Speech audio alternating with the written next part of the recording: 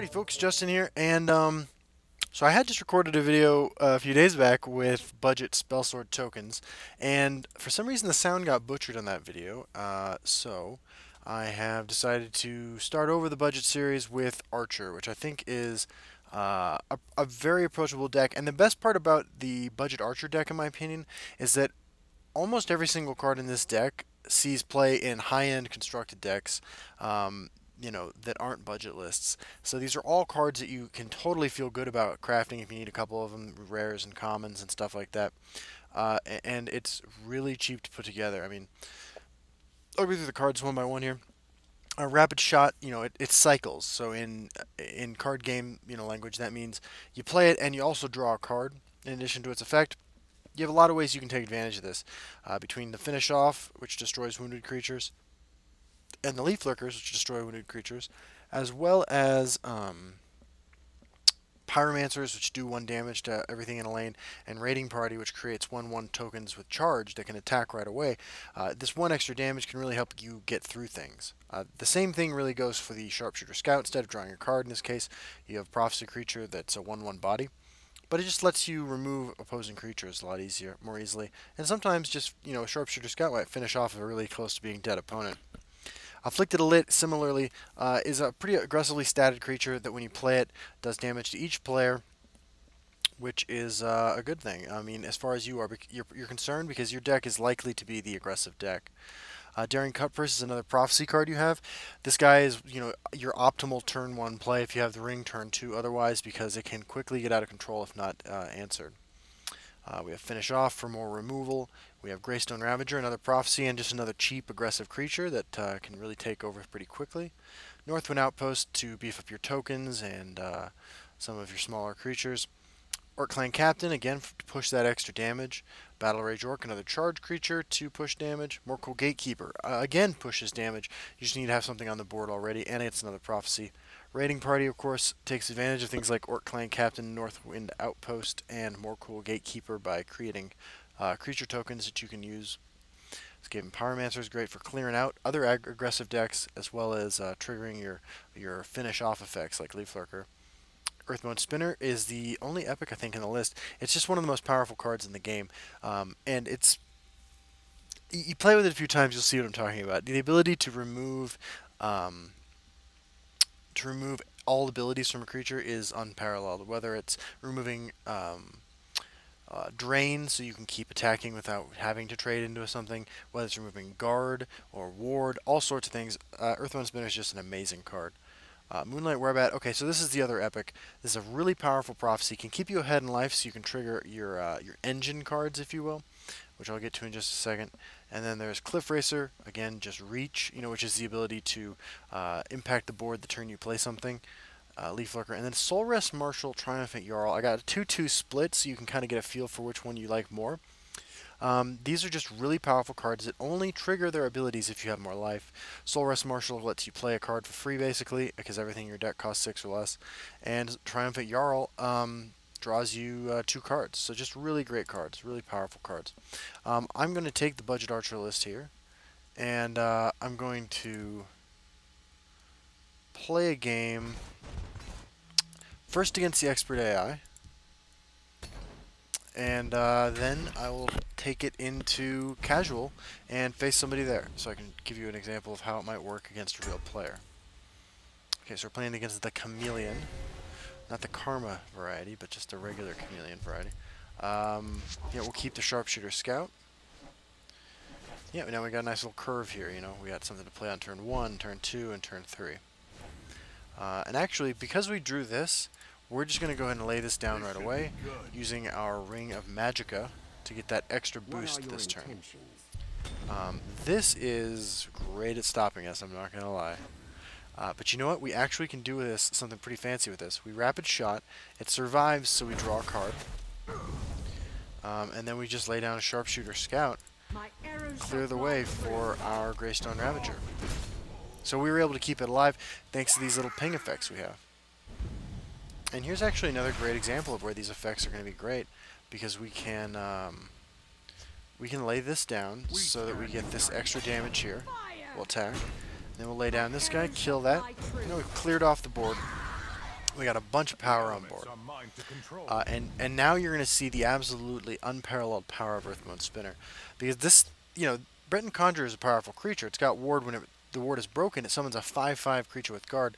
We're not in the business of allowing that to happen. Earthbone Spinner is going to silence it, so that removes that ward and that ability, and kill it because it does 1 damage.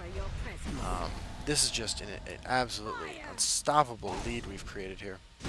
Our opponent did trigger Prophecy, so he's got bullets in the chamber still. Goes ahead and kills that guy there. That makes sense. And then we'll just keep swinging. So as you can see now, we're way ahead in life. We're doing pretty well as far as control of the board goes. We're almost at the point now where this doesn't even matter. We're so far ahead. We will swing like this. We're going to swing all these guys first so that we can do this, because obviously this lane's going to have some... we're going to have some trouble making things happen over there next turn. But we have so many... Every single attacker we have is a lethal threat, so it's going to kill our opponent. And Expert AI is nothing to scoff at, you know what I'm saying? It's giving everything a ward. Sadris Agent. Okay, so they almost made it out of this. They didn't, but they almost did. And we have a multitude of riches here. Just to kind of rub in how incredible we are. We're going to clear everything we can and finish them off like that. Okay, so this is a really budget deck. I mean, this is cheaper than the budget mage deck, which I think is pretty competitive still. Competitive enough, I mean, these are decks that you can really get good at too. I mean, the skill cap is high on this deck, especially, and it's not that much different than the non-budget versions. Alright, so now we're going to hop into casual with the budget archer list, and I got no promises for how this is going to go, but I should give you an example of how it gets played. And it looks like I actually forgot to move my face cam in the last game, so I apologize about that. Hopefully that wasn't too irritating. But we are going to see how this works. Playing against Trick App, the Immortal, which is a bad sign because we are actually in the business of killing our opponent. But they're playing Battle Mage, so could be a couple different kinds of decks. We'll keep the Elite because it's an early creature. We got a pretty weak hand here, so not thrilled by what we got here. But we'll see how it works.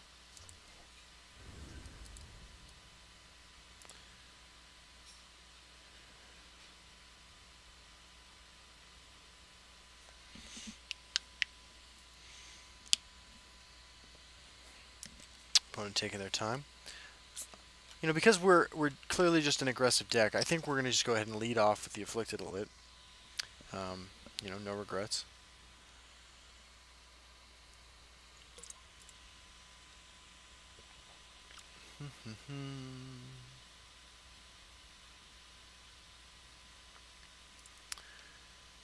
Yeah.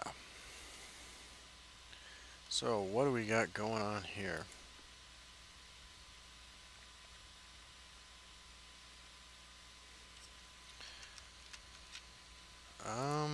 I'm still connected to the internet. I was just making sure that that is a thing.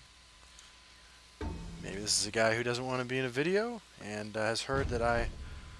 Apologies. Yeah. Alright, so let's play our Afflicted Elite. Obviously Elite is a pretty weak creature. Susceptible to a lot of things. But... destruction is at hand. Okay, so that was just awful for him. And you can see the Power of Prophecy cards here. They make it too easy. Now, unless he has Firebolt, which is possible. Okay, yeah, so he done goofed. Yeah, we will just keep on keeping on. This guy's out of Lightning Bolt. He's out of Lightning Bolt Magicka, so he can't just Lightning Bolt our Daring Cutpurse. He is on the Ice Spike, so this is an aggressive deck we're facing.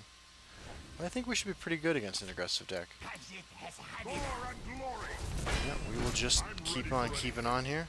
If he wants to spend his whole turn Lightning Bolting this next turn, for him, this turn for him, we will hit him for 8 with our Cliff Racer plus Battle Rage Orc combo.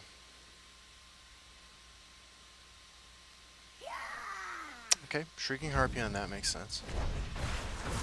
And rapid shot. Okay.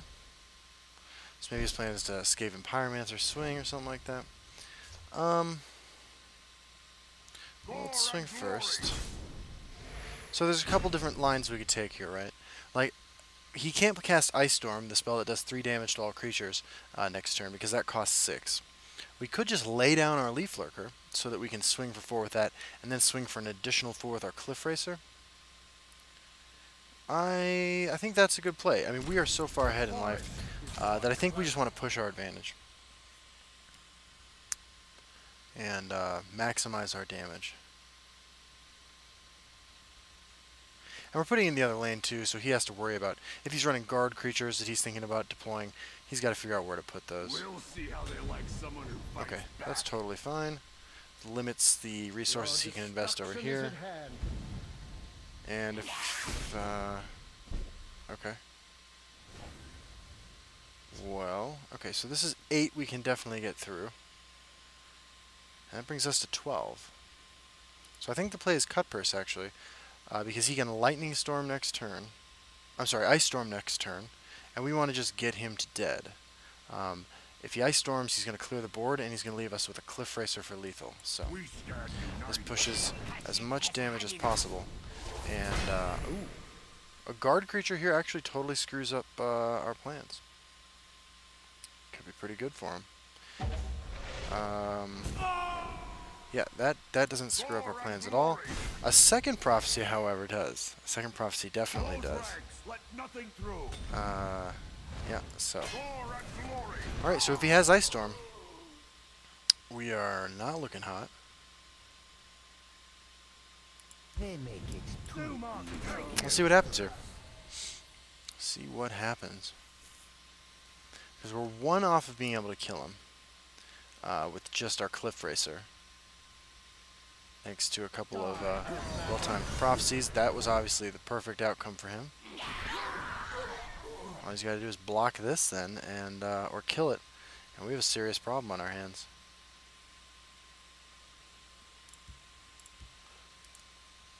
What's going to happen?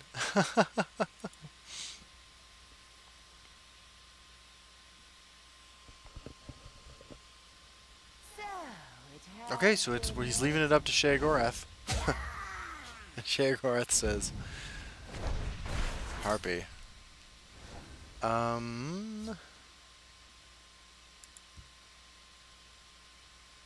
They make it too easy. Close ranks, let nothing through. We're gonna go like this. Again, we just need to connect with anything, and then we can kill him with Cliff Racer. And he's got Firestorm. This should be good. This is bad. This is real bad. Dude's prophecy game is strong. Okay. Okay. We're going to hit him. And then we're going to kill him with Afflicted Lip, which is exactly why you run cards like that. There you go. So, I don't know exactly how casual matchmaking works, but I assume it involves the same MMR that tracks... I don't play a lot of green decks lately, apparently. The same MMR that tracks for your constructed games, and yeah, I could give you a quick look at where I'm at in constructed. My MMR is pretty crazy. Looks like the last game I lost was on the ladder with Archer, and that was a Skeever deck I was trying, so you'll have to excuse that. But, you know, so I'm being paired up against people who are winning a lot, and this budget deck just performed really well against a pretty popular aggro deck. Prophecy Battle Mage is a deck that sees play at Legend rank. So, in conclusion, this deck is strong. It's very affordable, and their cards in it are cards you can feel comfortable crafting because they are all cards you're going to want to use as your collection expands. Every single one of them actually is playable in other more popular, more expensive decks. So, that's it. I hope you guys had fun, and I'll try to do something like this once a week or so. So, hang in there, have a good one, and I'll see you on the ladder.